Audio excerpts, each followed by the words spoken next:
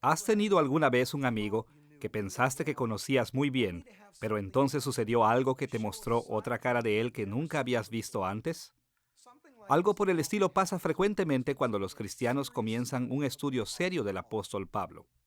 Ahora, la mayoría de los cristianos están familiarizados con Pablo y sus epístolas. Escuchamos muchos sermones basados en sus cartas y con frecuencia nos enfocamos en ellas en estudios bíblicos. En muchas maneras, se le percibe como un amigo muy familiar. Pero muchos cristianos que profundizan en la vida y teología de Pablo se sorprenden de lo que encuentran. En esta serie de lecciones vamos a explorar el corazón de la teología de Pablo.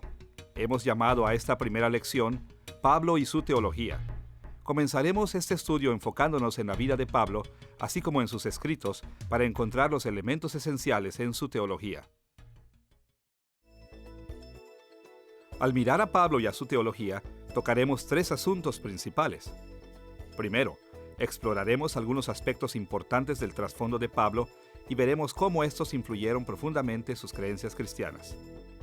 Segundo, veremos cómo las creencias de Pablo se relacionaban con su ministerio como apóstol. Tercero, identificaremos las perspectivas teológicas centrales de Pablo, esas ideas cruciales en las que Pablo basó muchas de las cosas que enseñó a otros. Comencemos echando un vistazo al trasfondo cultural de Pablo. We all know from common experience Todos sabemos por experiencia propia que muchas cosas influyen en lo que creemos de Dios, de nosotros mismos y del mundo que nos rodea. Nunca nadie ha desarrollado teología en un vacío, y esto también fue verdad para Pablo. Aunque el Espíritu Santo condujo a Pablo a la verdad de la fe cristiana, el Espíritu también utilizó muchos aspectos del trasfondo de Pablo en el proceso para guiarlo hacia la verdad. Y esto quiere decir que si queremos entender el corazón de la teología de Pablo, debemos familiarizarnos con su vida. Desafortunadamente, no sabemos mucho de la educación personal de Pablo, pero sabemos que creció bajo dos fuertes influencias culturales. Por un lado, la cultura judía lo afectó grandemente, y por el otro, su exposición a la cultura gentil greco-romana lo impactó de manera significativa también. Las creencias cristianas de Pablo dependieron de su herencia judía de muchas maneras. De hecho, si subestimamos la influencia que la herencia judía tenía en Pablo, estaremos muy cerca de perder el corazón de su teología. Podemos ver qué tan importante era esta herencia para él de diferentes maneras. Por un lado, el registro del Nuevo Testamento deja ver claramente que Pablo estaba muy consciente de su herencia judía antes de que se convirtiera en cristiano. La descripción que él mismo hace acerca de su juventud antes de su conversión revela que él estaba firmemente comprometido con el judaísmo. Por ejemplo, en Filipenses capítulo 3, versículo 5, Pablo proclama haber sido circuncidado al octavo día, del linaje de Israel, de la tribu de Benjamín, hebreo de hebreos, en cuanto a la ley, fariseo. Pablo era un fundamentalista religioso, completamente dedicado a preservar y seguir las tradiciones de Israel. Escuchemos cómo se describió a sí mismo en Gálatas capítulo 1, versículo 14. Y en el judaísmo aventajaba a muchos de mis contemporáneos en mi nación, siendo mucho más celoso de las tradiciones de mis padres. De hecho, antes de su conversión, el celo de Pablo por el judaísmo era tan grande que perseguía violentamente a la iglesia cristiana como si fuera una herejía judía. Más aún, Pablo fue altamente educado en las tradiciones del judaísmo. Según Hechos capítulo 22, versículo 3, él había sido estudiante de uno de los rabinos más famosos de Jerusalén, el rabí Gamaliel. Lejos de ser un fanático ignorante, Pablo estaba altamente entrenado y era muy sofisticado en su entendimiento de la teología judía y la escritura. La cultura judía de Pablo no era solamente importante para él antes de convertirse en cristiano. Él también permaneció profundamente arraigado a esta misma herencia después de su conversión. Por ejemplo, aún como cristiano, continuó observando muchas costumbres judías. Como dijo en 1 Corintios capítulo 9, versículo 20, «Me he hecho a los judíos como judío, para ganar a los judíos, a los que están sujetos a la ley, como sujeto a la ley». El Nuevo Testamento registra muchas veces cuando Pablo, el cristiano, cuidadosamente siguió las tradiciones de sus padres. Aún después de que los judíos habían perseguido severamente a Pablo debido a su fe en Cristo, la identidad étnica de Pablo y su lealtad fueron tan fuertes que todavía quería desesperadamente salvar a los judíos. Por ejemplo, en Romanos capítulo 9, versículos 2 al 5, él escribió: «Que tengo gran tristeza y continuo dolor en mi corazón, porque deseara yo mismo ser anatema, separado de Cristo, por amor a mis hermanos, los que son mis parientes según la carne, que son israelitas, de los cuales son la adopción, la gloria, el pacto, la promulgación de la ley, el culto y las promesas, de quienes son los patriarcas y de los cuales, según la carne, vino Cristo, el cual es Dios sobre todas las cosas, bendito por los siglos». Con la importancia del trasfondo judío de Pablo en mente, estamos en posición de hacernos esta pregunta: ¿cómo influyó el trasfondo de Pablo en su teología cristiana? Esta influencia es evidente de muchas maneras en cada página de las epístolas de Pablo, pero dos temas son particularmente importantes para recordar. Primero, tanto como judío como cristiano judío, Pablo creyó en la autoridad de las Escrituras del Antiguo Testamento. Él confió y se sometió a ellas sin reserva. Pablo nunca creería algo que contradijera las enseñanzas del Antiguo Testamento. Desafortunadamente, en diferentes épocas de la historia de la Iglesia, y aún en nuestros propios días, algunos teólogos han sugerido que Pablo rechazó las enseñanzas del Antiguo Testamento y las reemplazó por su nueva fe en Cristo. Pero nada podría estar más lejos de la verdad. Pablo estaba completamente enraizado en el monoteísmo de Israel del Antiguo Testamento y creía de todo corazón en los requisitos morales de las Escrituras hebreas. Si algo podemos decir de Pablo es que sabemos con seguridad que nunca creyó, ni por un momento, que su fe cristiana habría una brecha entre él mismo y el Antiguo Testamento. En su lugar, su compromiso con Cristo profundizó su devoción a estas Escrituras. Escuchemos cómo Pablo instruyó a su protegido Timoteo con relación al Antiguo Testamento en 2 de Timoteo capítulo 3, versículo 14 y versículo 15. «Pero persiste tú en lo que has aprendido y te persuadiste, sabiendo de quién has aprendido, y que desde la niñez has sabido las sagradas Escrituras, las cuales te pueden hacer sabio para la salvación por la fe que es en Cristo Jesús». La Biblia hebrea continuaba siendo la Biblia de Pablo. En segundo lugar, Pablo también se aferró firmemente a la creencia judía de que Dios enviaría un día al Mesías, el gran hijo de David, quien terminaría el sufrimiento de Israel y extendería el reino de Dios a todas las naciones gentiles. De hecho, la razón por la que Pablo se convirtió al cristianismo era porque creía que Jesús era el tan esperado Mesías. Por eso es que Pablo no vaciló en llamar a Jesús el Cristo o Christos, que es la traducción griega de la palabra hebrea Meshiach o Mesías. Pablo no percibió al cristianismo como un reemplazo del judaísmo. Más bien, él creyó que el cristianismo era la rama del judaísmo que reconoció que Jesús era el verdadero Mesías.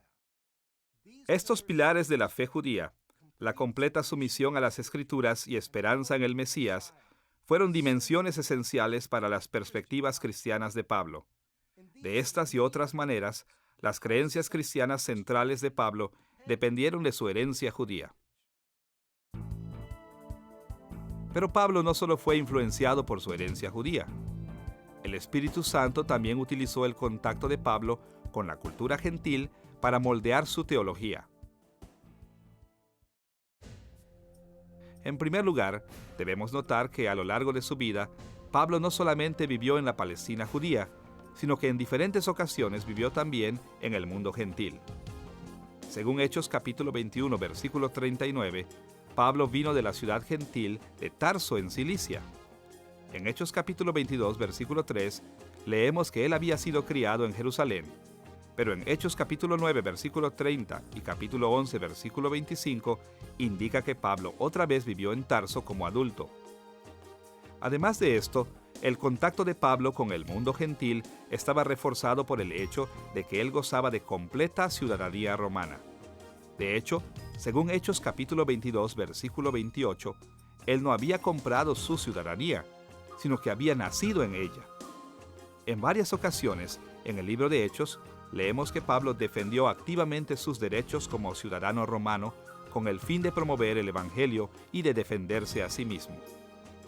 Más aún, las cartas de Pablo a las iglesias gentiles demuestran su deseo de observar las costumbres gentiles por el bien del Evangelio cristiano. En 1 Corintios capítulo 9, versículo 21, él hace una declaración notable. A los que están sin ley, como si yo estuviera sin ley, para ganar a los que están sin ley. Pablo conocía también la cultura gentil, que era capaz de distinguir la fina línea y de adaptar su conducta a las costumbres gentiles, a la misma vez que seguía obedeciendo la ley de Cristo.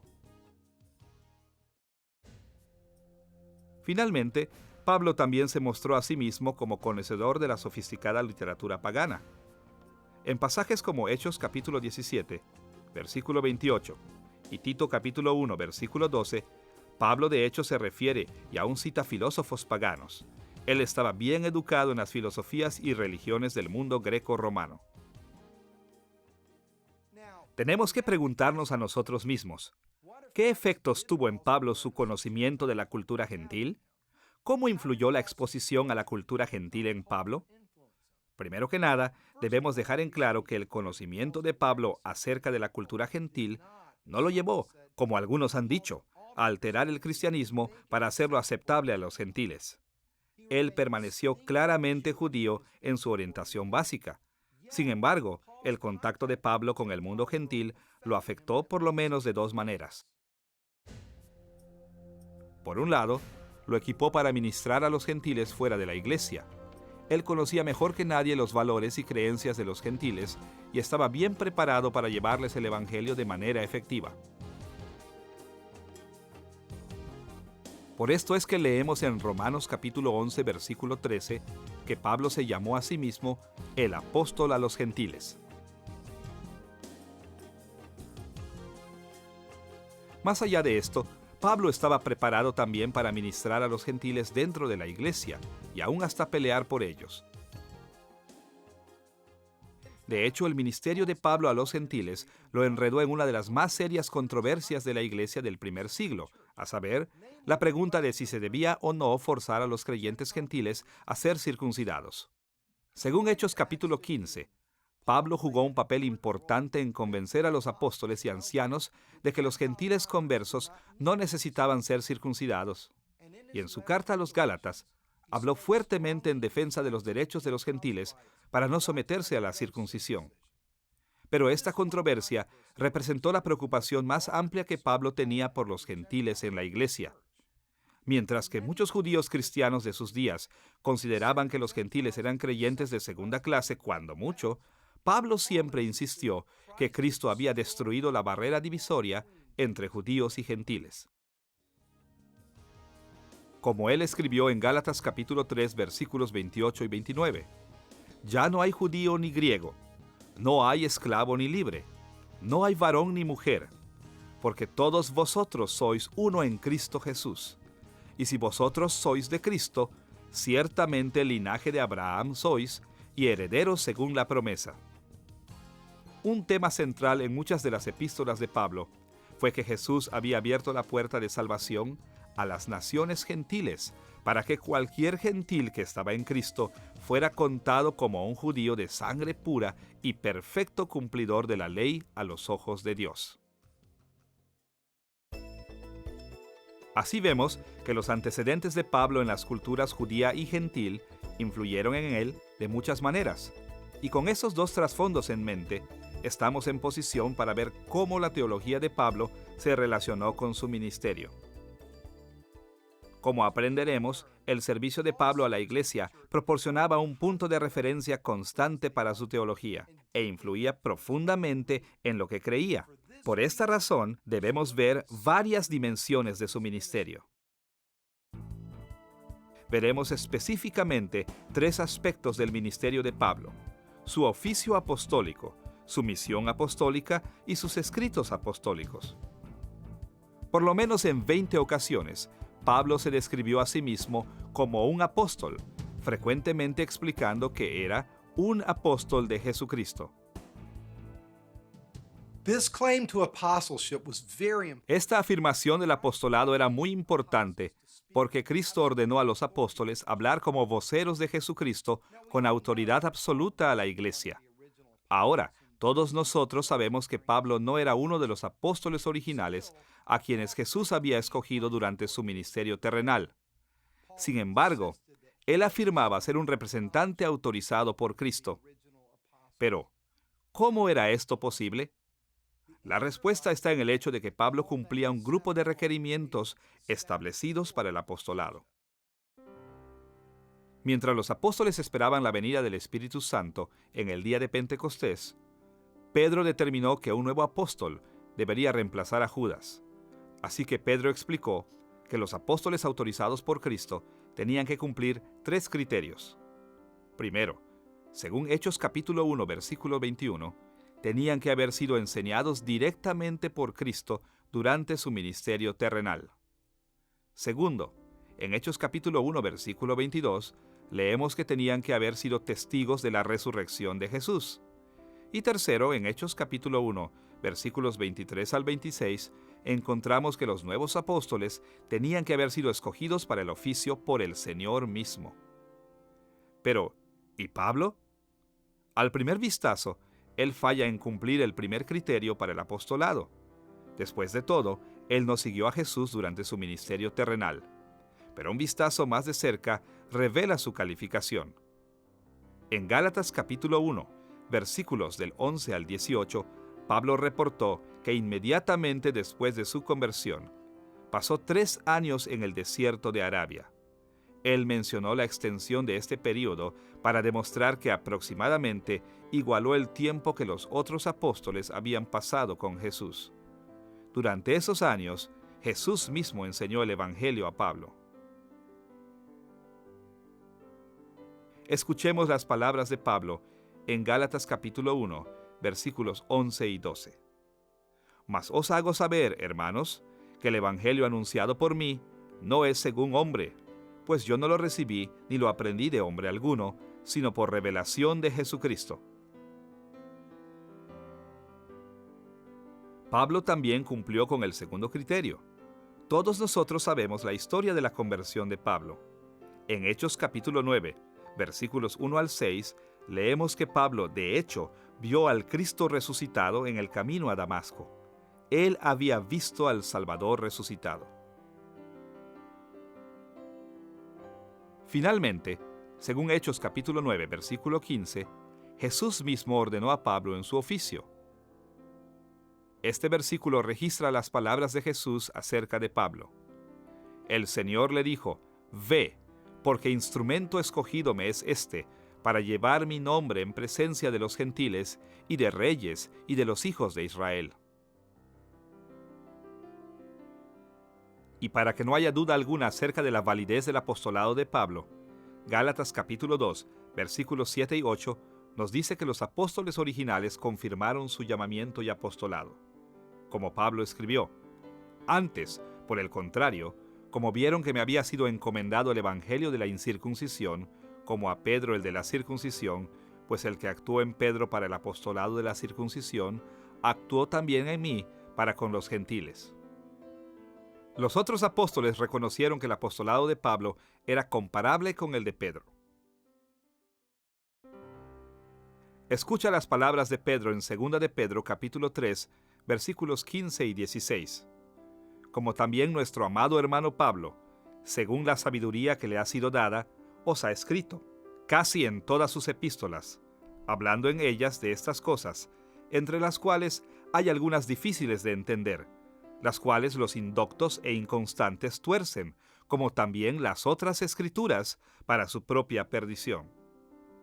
Según Pedro, la sabiduría de Pablo vino directamente de Dios, y las epístolas de Pablo tenían que ser puestas a la par con las otras escrituras.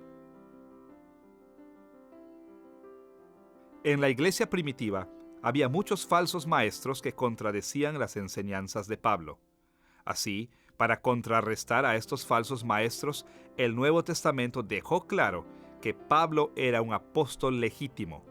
Más que esto, Pablo presentó perspectivas a la iglesia que fueron difíciles de comprender y aún más difíciles de aceptar. Sin embargo, cuando él sirvió en su papel de embajador de Cristo, Pablo habló con la autoridad de otros apóstoles y escribió con la autoridad de la Escritura. No importaba lo que dijeran, sus perspectivas tenían que ser juzgadas por el estándar de las enseñanzas de Pablo.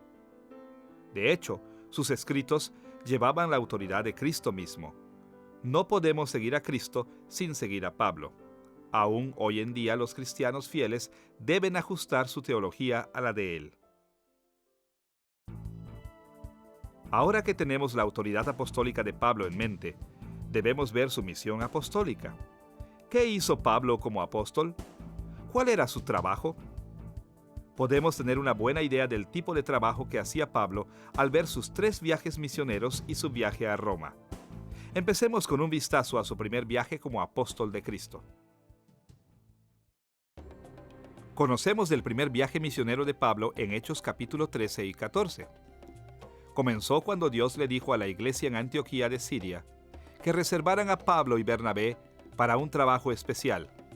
Inmediatamente después de esto, el Espíritu Santo guió a estos hombres a través de la isla de Chipre. Después de varias oportunidades de ministerio allí, siguieron adelante en un viaje evangelístico a Asia Menor. La práctica inicial de Pablo era proclamar el evangelio principalmente en las sinagogas judías, pero después de enfrentar mucha resistencia por parte de los judíos, comenzó a predicar también a los gentiles. En este viaje, Pablo plantó varias iglesias con éxito, incluyendo algunas en la región de Galacia. Después de viajar hacia el este, hasta Derbe, Pablo y Bernabé se volvieron. Regresaron a varias ciudades de la región de Galacia, eventualmente llegaron al mar y navegaron hacia su hogar.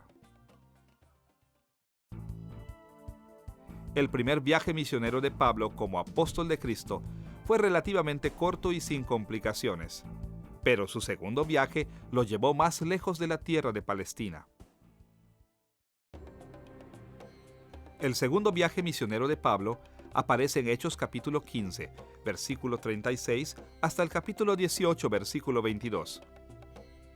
Esta expedición comenzó cuando los apóstoles y los líderes de la iglesia en Jerusalén seleccionaron a Pablo y Bernabé para llevar una carta a las iglesias en Antioquía, Siria, Cilicia y Galacia, explicando que los gentiles convertidos no necesitaban ser circuncidados o guardar la ley de Moisés con el fin de ganar la salvación. Ahora, justo antes de que comenzara el viaje, Pablo tuvo un altercado con Bernabé, así que se separaron y Pablo se asoció con Silas. Estos dos viajaron primero por Siria y después por Cilicia hasta que llegaron a Galacia. Fue en la región de Listra que Timoteo se unió a Pablo en su viaje. Mientras Pablo continuaba, quería predicar el evangelio en el norte de Asia y Bitinia, pero el Espíritu Santo se lo prohibió. Así que Pablo viajó a la ciudad costera de Troas. Allí se hizo clara la razón de la prohibición del Espíritu Santo a través de la famosa visión macedónica. En esta visión, un hombre le rogaba que predicara el evangelio en Macedonia, la provincia del norte de Grecia. Así que Pablo y su compañero respondieron inmediatamente a este sueño, navegando hacia esa provincia. Pablo plantó muchas iglesias en Grecia, incluyendo aquellas de Filipos y Tesalonia en el norte. Eventualmente se fue hacia el sur, visitando Atenas y plantando una iglesia en Corinto. Después Pablo fue a Éfeso, y después de un período de tiempo allí, se encaminó de regreso a Palestina. El segundo viaje misionero de Pablo pronto fue seguido por una tercera expedición en la que viajó otra vez lejos hacia el oeste. El tercer viaje misionero de Pablo aparece en Hechos capítulo 18, versículo 23 al capítulo 21, versículo 17. En estos viajes, Pablo fue de Antioquía de Siria por Galacia y Frigia y después estableció un ministerio próspero en Éfeso. Después de esto, él pasó varios meses viajando en Grecia de norte a sur y de regreso al norte otra vez. Visitó iglesias que había plantado en su viaje anterior a la región. Después el apóstol regresó hacia Jerusalén por tierra y por mar. Cuando Pablo regresó a Jerusalén después de su tercer viaje, los judíos lo acusaron falsamente de sedición y los romanos lo arrestaron. Después de pasar 2 años en prisión, Pablo defendió sus derechos como ciudadano romano para llevar su caso ante César. Esta apelación a César genera su cuarto viaje que lo llevó a Roma. El registro de este viaje aparece en Hechos capítulos 27 y 28. Pablo se trasladó principalmente en barco en este viaje. Entre Creta y la isla de Malta, una terrible tormenta destruyó completamente la embarcación que llevaba a Pablo y a un buen número de prisioneros. La tripulación, los guardias, Pablo y sus compañeros naufragaron en la isla de Malta por 3 meses antes de que pudieran hacer la travesía a Roma. Pablo permaneció bajo arresto domiciliario en Roma del año 60 después de Cristo al año 62. Él pudo ministrar libremente durante este tiempo. La tradición nos dice que Pablo fue conocido por Nerón y que después viajó hacia España predicando el Evangelio. Algunas evidencias en las epístolas a Timoteo y a Tito también sugieren que él viajó hacia el este, estableciendo y fortaleciendo iglesias allí también. Pero probablemente alrededor del año 65 después de Cristo, o un poco después, Nerón arrestó a Pablo una vez más y finalmente ejecutó al apóstol. Un vistazo rápido a la región entre Jerusalén y Roma revela que Pablo visitó muchos lugares diferentes, haciendo contacto con miles de personas en más de 25 ciudades. Ahora, ¿qué vamos a aprender del hecho de que él soportó viajes tan extensos? ¿Qué nos dicen acerca del corazón de la teología de Pablo? Hay muchas cosas que podemos aprender acerca de la teología de Pablo en sus viajes misioneros. Pero una de las cosas más importantes que aprendemos es que la teología de Pablo no le permitía ser un teólogo de escritorio. De seguro Pablo estaba bien educado y era muy inteligente, pero su teología lo llevó a una vida de sacrificio y servicio. Así que, mientras vemos el corazón de la teología de Pablo, no debemos conformarnos con un grupo de ideas o creencias separadas de la vida práctica. Debemos buscar algo radical y que transforme la vida. Estamos ahora en posición de ver un tercer aspecto de su ministerio, sus escritos apostólicos o epístolas del Nuevo Testamento. Debido a que Pablo vivió en las trincheras del ministerio práctico constante, él estaba familiarizado con los problemas particulares que agobiaban a las iglesias que visitaba. Podemos imaginar que los problemas en Galacia eran diferentes que los de Éfeso, y los problemas en Éfeso eran diferentes a los desafíos en Corinto. Cada lugar al que iba era diferente. Como resultado, cuando Pablo escribió sus epístolas, él estaba preocupado por abordar las necesidades específicas de aquellas situaciones. En el Nuevo Testamento tenemos 13 cartas que Pablo escribió en diferentes ocasiones de su ministerio.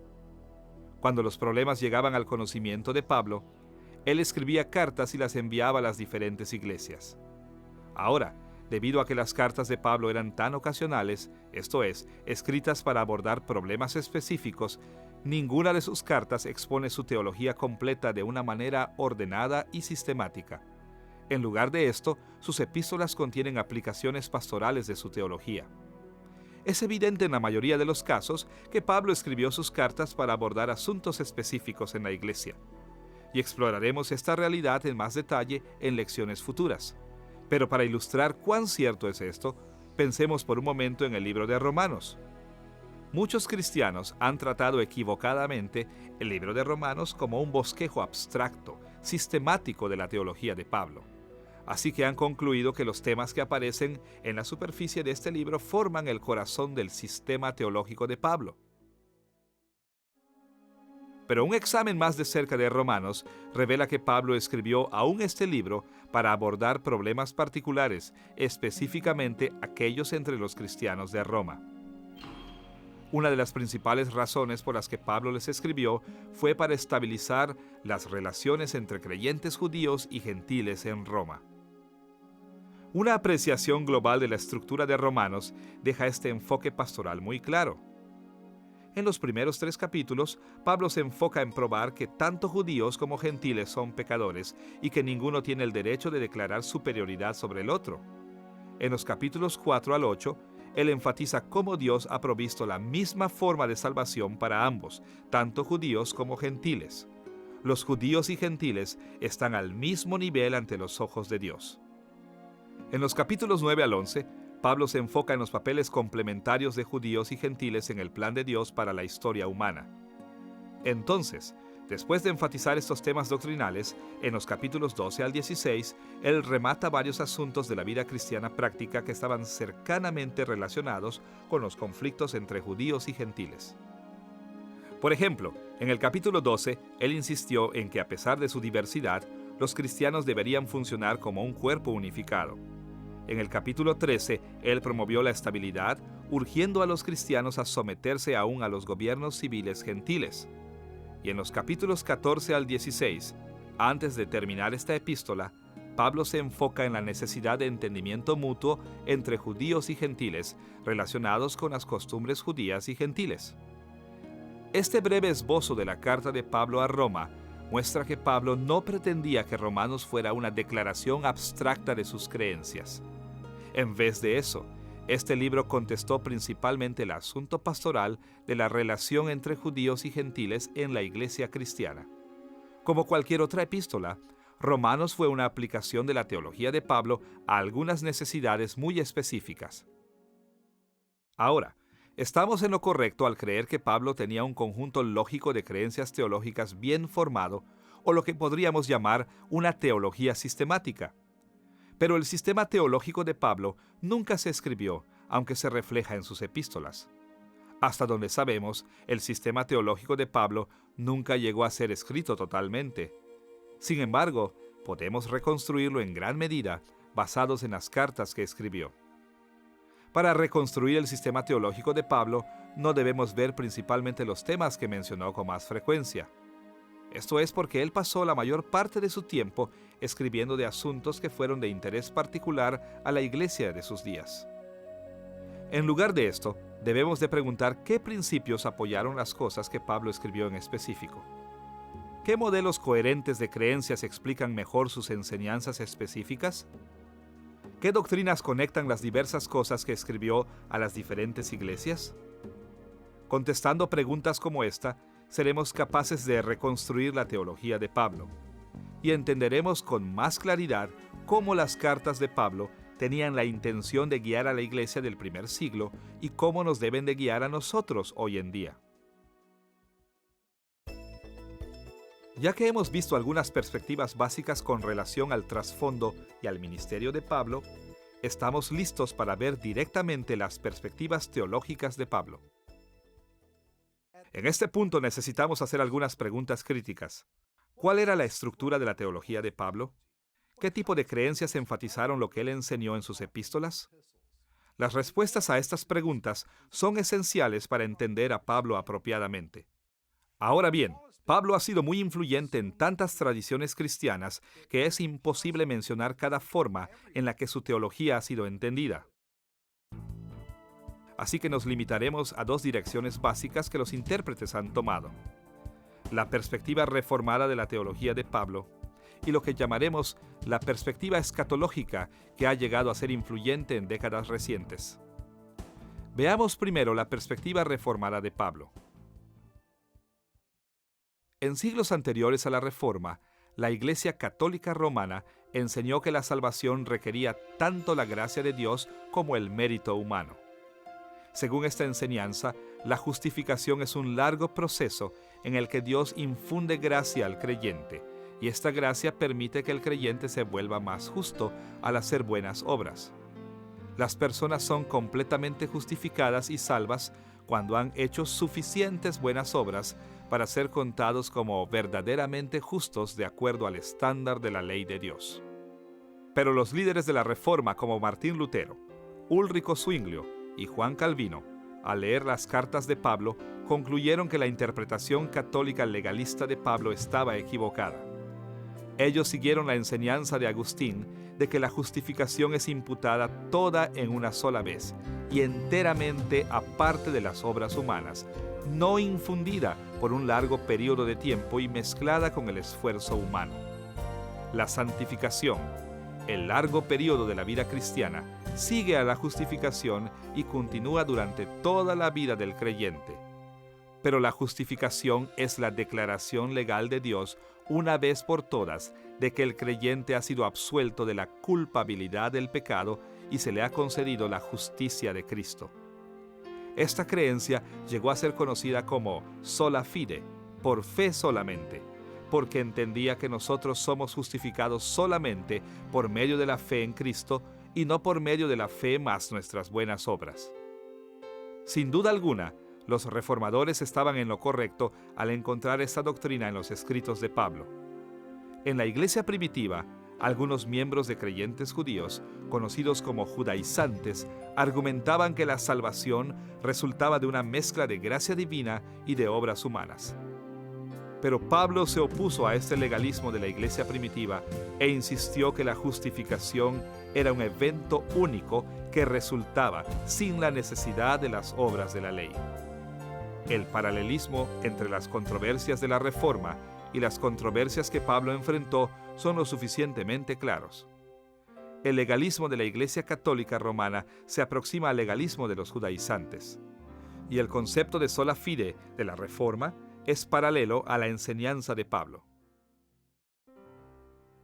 En todo respecto, los protestantes han sostenido que Pablo desarrolló su teología principalmente alrededor del tema de cómo se aplica la salvación en cada creyente. En términos teológicos tradicionales, la teología de Pablo se consideró ser estructurada alrededor del ordo salutis o el orden de salvación, que es el proceso por el cual se aplica la salvación en Cristo a ti y a mí.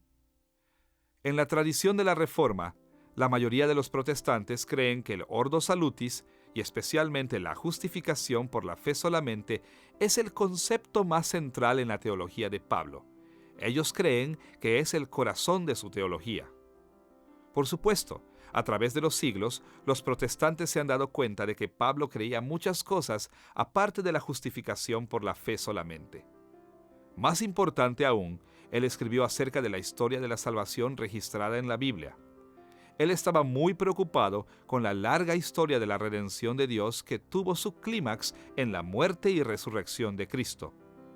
En términos teológicos, llamamos a este aspecto de su enseñanza historia salutis o la historia de la salvación. Pero en su mayoría, hasta años recientes, el entendimiento tradicional de la teología de Pablo fue que la historia de salvación era menos importante que el orden de salvación. A pesar de lo dominante que ha sido el punto de vista protestante primitivo en la interpretación de Pablo, ha sido muy desafiado.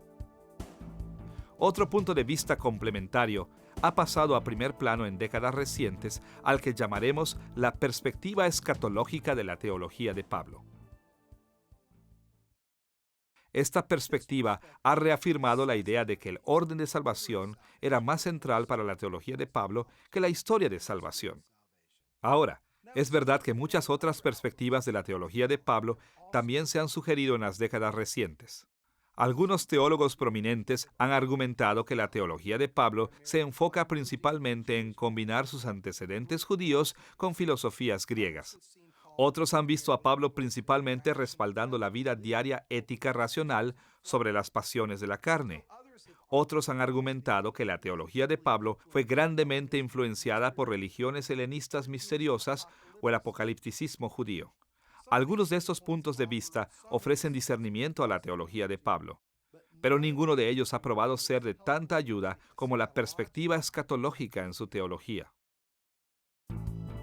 Para examinar la perspectiva escatológica en la teología de Pablo, nos enfocaremos en tres asuntos. Primero, la terminología de la escatología. Segundo, la estructura de la escatología de Pablo. Y tercero, las implicaciones de la escatología de Pablo. Veamos primero el término escatología. El término escatología viene de la palabra griega eschatos, que quiere decir último o fin. Por lo tanto, la escatología es el estudio de las últimas cosas o el fin del tiempo. El Antiguo Testamento frecuentemente usa términos como los últimos días o el fin de los tiempos para referirse al gran clímax de la historia de salvación que iba a llevarse a cabo cuando el Mesías finalmente viniera a la tierra. Y en varias ocasiones, el Nuevo Testamento señala el cumplimiento de estos últimos días o el fin de los tiempos en Jesús el Mesías. Es de este uso de la palabra griega eschatos del que derivamos nuestro término teológico escatología, la doctrina de los últimos días o el fin de los tiempos. Ahora, en la teología sistemática tradicional, el término escatología se ha referido principalmente a la enseñanza bíblica sobre la segunda venida de Cristo. Pero cuando hablamos del acercamiento escatológico de Pablo, debemos de extender el término para referirnos a mucho más que la segunda venida de Cristo. Desde su primera venida hasta su segunda venida, en términos de escatología o el fin de los tiempos. Para ver cómo estamos extendiendo el término escatología para incluir más que la segunda venida de Cristo, tenemos que dirigir nuestra atención a la estructura de la escatología de Pablo. ¿Cómo concebía Pablo los últimos días o el fin de los tiempos? Nuestra exploración de este tema se dividirá en tres partes: los orígenes, el desarrollo y los temas de la escatología de Pablo. Veamos primero los orígenes de la escatología de Pablo. En los días de Pablo, los teólogos judíos comúnmente enseñaban que el Antiguo Testamento dividía la historia del mundo en dos grandes épocas o siglos. El primero de estos era el siglo presente de pecado y dificultades, al que se referían con el término de este siglo, o en hebreo, Olam Hazeh. Este siglo alcanzó su punto más bajo en el sufrimiento de Israel por el juicio de Dios en el exilio de la tierra prometida. No es de sorprendernos que los teólogos judíos hablaron de este siglo en muchos términos negativos. Pero los rabinos también creían que habría un siglo futuro de bendiciones que seguiría a esta época de dificultad. Ellos llamaban a este siglo futuro el siglo por venir, o en hebreo, Olam Haba. En este siglo por venir, Dios finalmente cumpliría todas sus promesas de bendiciones para Israel.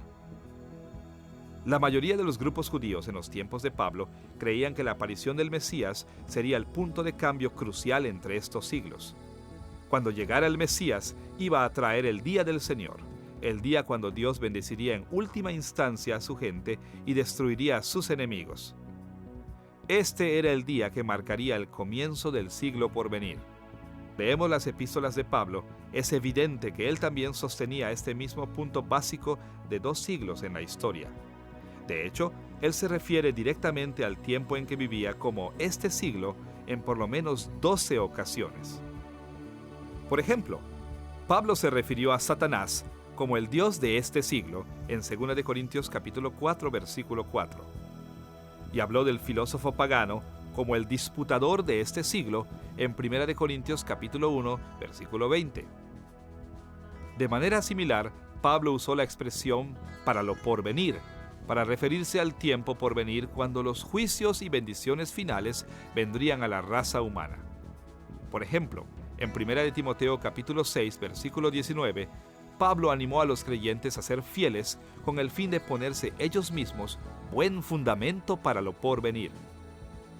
Y en Efesios capítulo 2, versículo 7, dijo que Dios levantó a Cristo de los muertos para mostrar en los siglos venideros las abundantes riquezas de su gracia.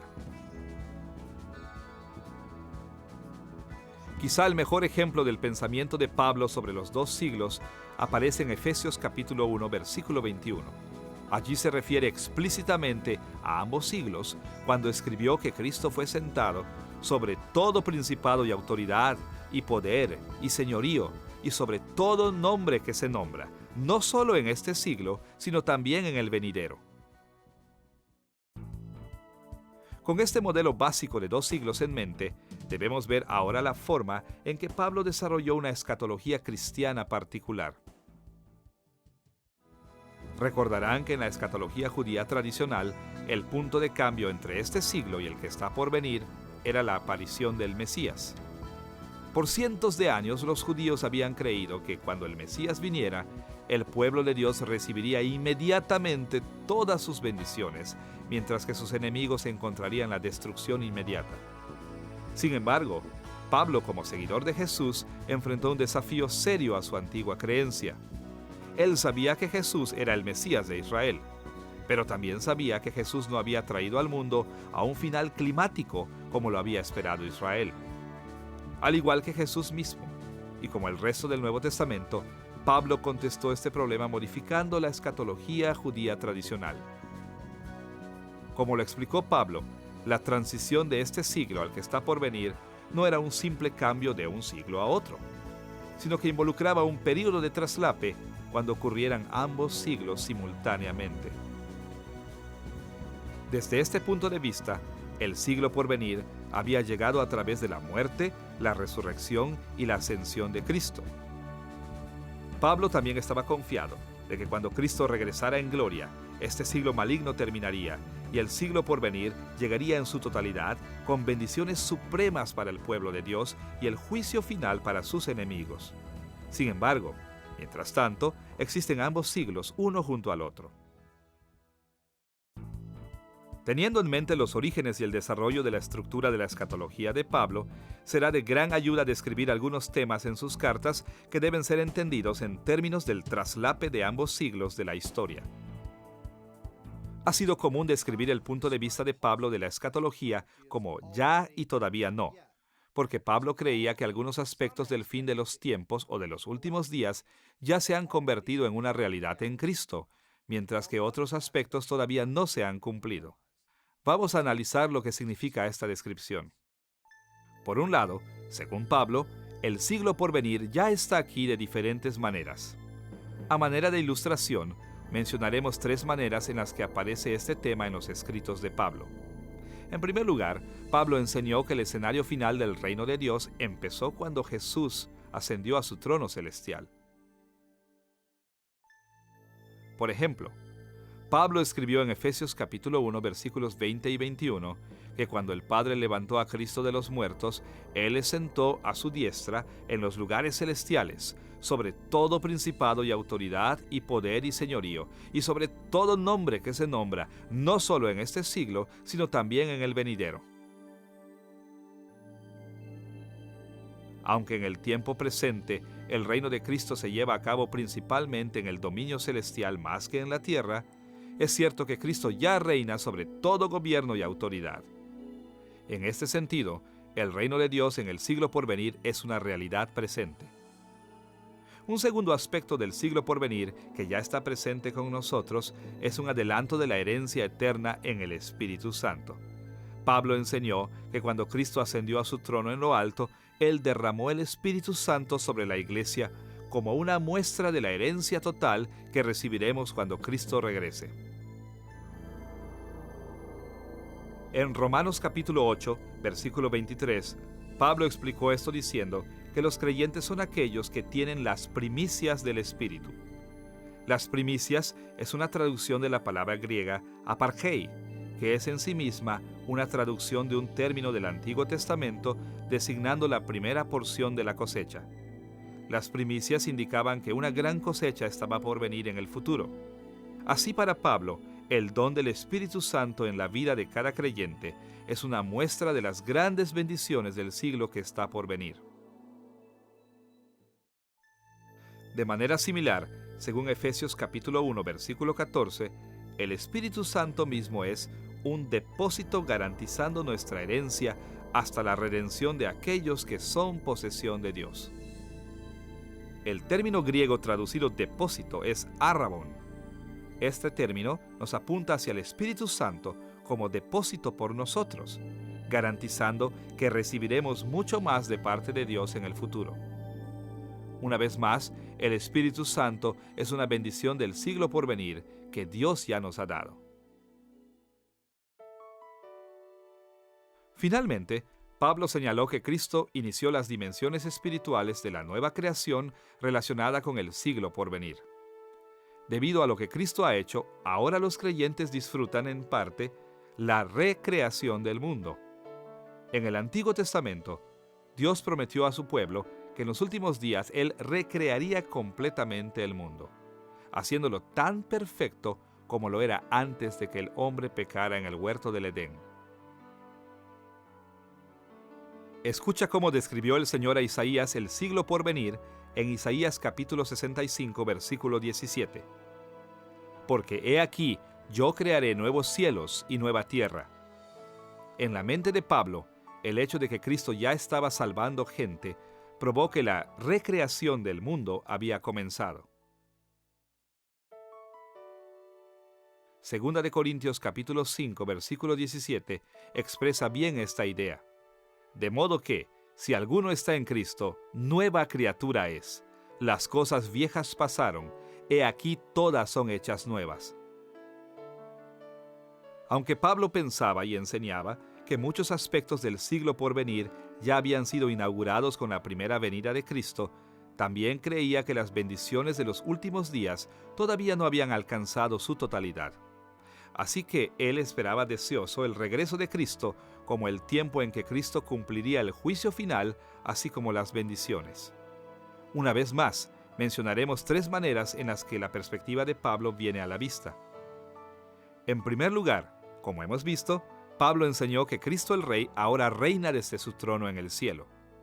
Pero Pablo también creía que cuando Cristo regrese, traerá todas las bendiciones del reino de Dios. Escuchemos la manera en que lo escribió en 1 Corintios capítulo 15, versículos 24 al 26. Luego el fin, cuando Cristo entregue el reino al Dios y Padre, cuando haya suprimido todo dominio, toda autoridad y potencia. Porque preciso es que Él reine hasta que haya puesto a todos sus enemigos debajo de sus pies. Y el postrer enemigo que será destruido es la muerte. Este pasaje hace claro que Pablo veía más allá del presente reino de Cristo hacia la futura destrucción de todo dominio, autoridad y poder que se opone a los propósitos de Dios. Cristo permanecerá en su trono celestial hasta que cada enemigo sea destruido, incluyendo la muerte misma. Así que, en un sentido, Pablo creía que el reino de Cristo ya estaba aquí, pero en otro sentido él creía que todavía no lo estaba. En segundo lugar, como hemos visto, Pablo creía que el Espíritu Santo es la primicia de la cosecha de salvación y el depósito de nuestra herencia. Pero las palabras primicia y depósito indican que la recepción total de nuestra herencia es en el futuro. Escucha la manera en que Pablo lo puso en Romanos capítulo 8, versículo 23. Y no solo ella, sino que también nosotros mismos, que tenemos las primicias del Espíritu, nosotros también gemimos dentro de nosotros mismos, esperando la adopción, la redención de nuestro cuerpo. Aquí Pablo relaciona directamente la realidad presente del regalo del Espíritu Santo en el futuro.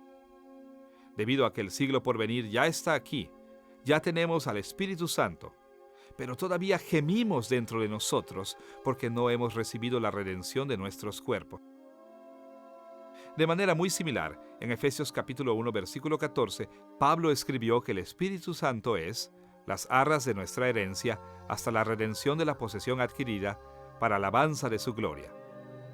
El Espíritu es una muestra maravillosa, pero solamente una muestra de una gran redención, nuestra herencia completa. Finalmente, Pablo veía el regreso de Cristo como el tiempo en que la nueva creación vendría en toda su plenitud. Como escribió Pablo en Romanos capítulo 8, versículo 21, al mismo tiempo en que recibimos nuestros cuerpos nuevos, porque también la creación misma será libertada de la esclavitud de corrupción a la libertad gloriosa de los hijos de Dios. Hemos tocado solamente algunas de las maneras que Pablo manejaba temas importantes en términos de este siglo y el que está por venir. Pero hemos bosquejado el modelo básico en el que descansan todas sus perspectivas. El siglo por venir es una realidad presente con muchas bendiciones para los creyentes. Pero este siglo no terminará completamente, y el siglo por venir no alcanzará su plenitud hasta que Cristo regrese en gloria. Mientras tanto, los problemas de este siglo y las maravillas del próximo existen lado a lado.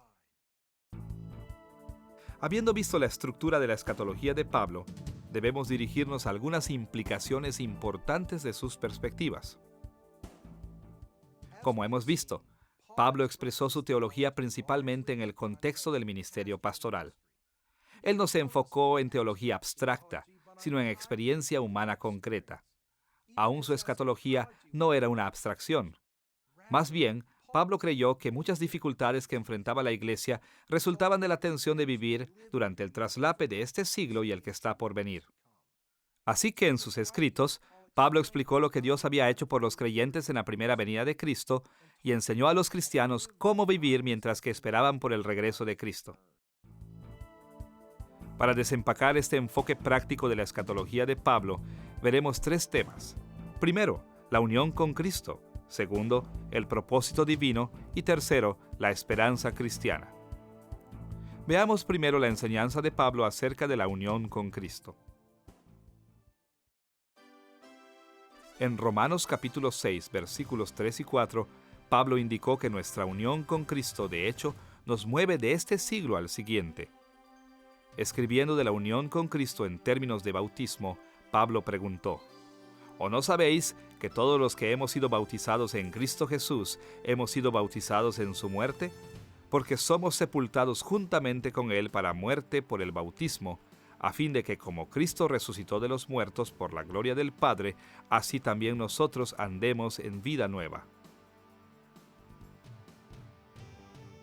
Dicho sencillamente, el cambio de este siglo al que está por venir se llevó a cabo objetivamente en la muerte y la resurrección de Cristo.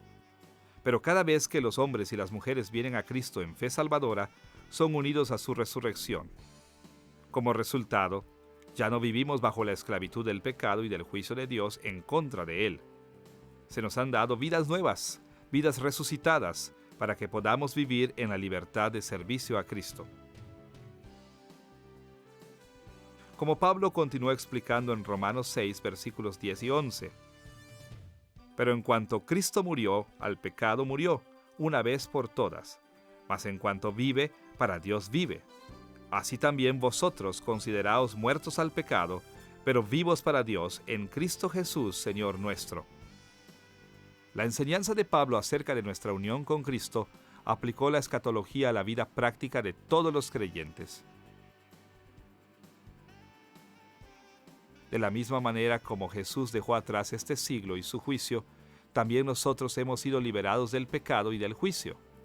Y de la misma manera en que Jesús ahora vive en el poder del siglo por venir, nosotros también vivimos en ese poder. Una vez que hemos entendido cómo nuestra unión con Cristo por fe nos ha dado nueva vida, nos enfrentamos a una pregunta difícil. ¿Por qué ha diseñado Dios un período de traslape entre este siglo y el siglo por venir? ¿Cuál es el propósito de Dios? El propio trabajo misionero de Pablo entre los gentiles es testigo de su creencia que el plan de Dios para que hubiera un traslape de los siglos incluía la unión de creyentes judíos y gentiles en un pueblo de Dios. En segundo lugar, Pablo también creyó que Dios había diseñado el traslape entre este siglo y el siglo por venir para que la Iglesia pudiera alcanzar una medida de madurez espiritual. En algunas ocasiones, él describió esta idea en términos de construir el templo de Dios, como en Efesios capítulo 2, versículos 19 al 22. En otras ocasiones, él habló de ello en términos de madurar un cuerpo humano, como en Efesios capítulo 4, versículos 15 y 16. Pablo entendió que la madurez espiritual de la Iglesia era uno de los propósitos centrales para el traslape entre este siglo y el que está por venir.